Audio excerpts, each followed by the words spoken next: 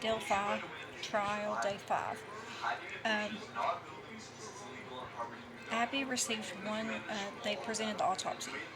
Okay, Abby received one large laceration wound to her neck, marks on her face, her neck, and an abrasion on her upper lip, suggesting something was placed there. Libby had 4, possibly 5 wounds to the neck. One was a large laceration to the neck, as well as smaller abrasions to her neck and shoulder area. She also had cerebral edema, which is swelling in the brain. Now, I cannot pronounce this name correct, so just bear with me.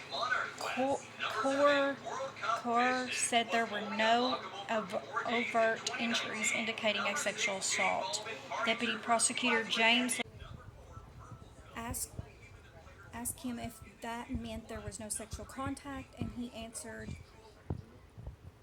it simply means that there was no sexual assault.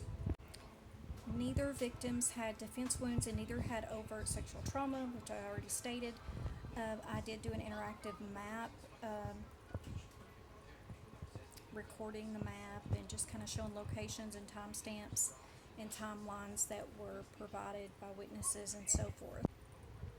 A witness testimony who claimed to have seen the bridge guy covered in blood and mud after the murders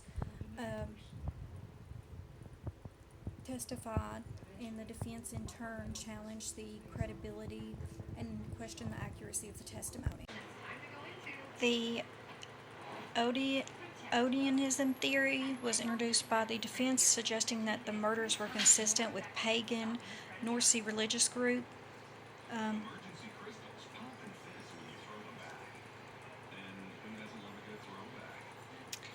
And the trial is expected to last several more weeks, with both sides presenting their evidence and arguments.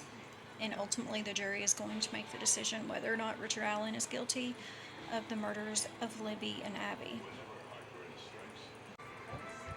The Odianism theory with the pagan cult was introduced with the defense.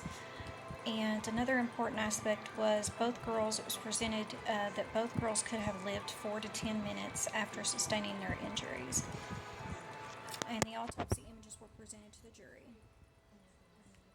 The trial is expected to last for a few more weeks, with both sides presenting their arguments and evidence.